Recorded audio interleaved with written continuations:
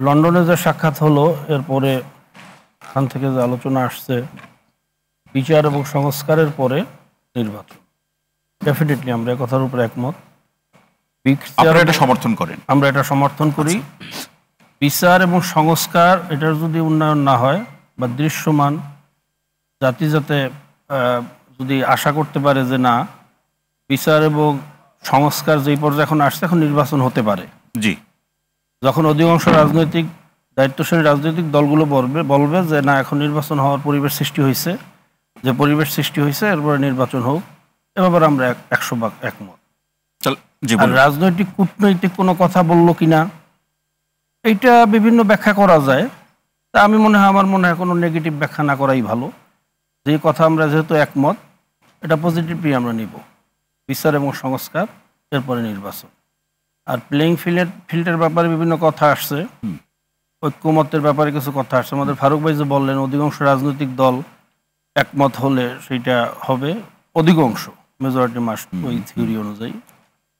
আমি এখানে একটু দ্বিমত পোষণ করবো এইভাবে যে আসলে অধিকাংশ রাজনৈতিক দল বলতে বাংলাদেশে 5-7টা রাজনৈতিক দল বাদ দিলে বাকি দলগুলোর তো অনেকের কেন্দ্রীয় কমিটির পূর্ণাঙ্গ নাই। অনেক এরকম দলও আছে যাদের একটা সিএনজির মধ্যে পুরো কেন্দ্রীয় কমিটি নেওয়া যায়, এরকম দলও আছে। একটি সিএনজির মধ্যে এরকম দলও বাংলাদেশে আছে অনেক। এদেরকেও যদি আপনি অন্য দলের সাথে একই পালায় ওজন দেন তাহলে তো ঠিক হবে না।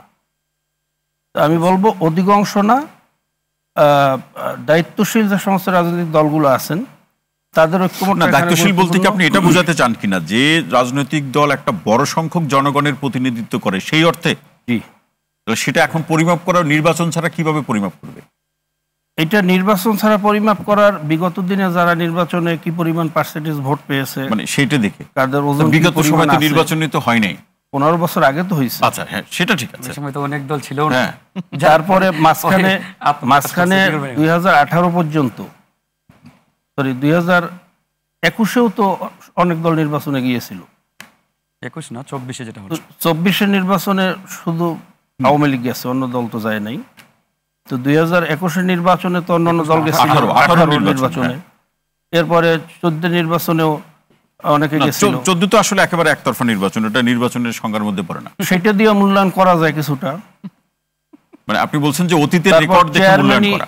স্থানীয় সরকার নির্বাচনে অনেক দলই তারা ক্যান্ডিডেট দিছে, সেখান থেকে মূল্যায়ন করা যায়। তাহলে এইটা একটু বলেন যে আপনারা অনেকেই বলেন যে জাতীয় নির্বাচনের আগে স্থানীয় সরকার নির্বাচন হওয়া দরকার, এটা কি ওই মতে কি আপনারা এখন একমত? এটা আমরা স্থানীয় সরকার নির্বাচন শুধু এই কথার উপরে একমত না, দুইটা কারণে একমত। জি, একটা হলো নির্বাচন কমিশনের নির্বাচন উপহার দেওয়ার সক্ষমতা কতটুকু তৈরি হয়েছে, এটার পরীক্ষার প্রয়োজন আছে।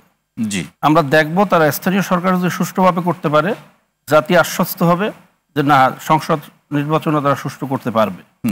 আরেকটা বিষয় হলো দলীয় সরকারের আন্ডারে স্থানীয় সরকার নির্বাচন কখনো সুষ্ঠু হয় না, তখন সেখানে পেশি শক্তি ব্যবহার হয়, দলীয়করণ করা হয়। এই জন্য স্থানীয় সরকার নির্বাচন আমরা আগে চাই।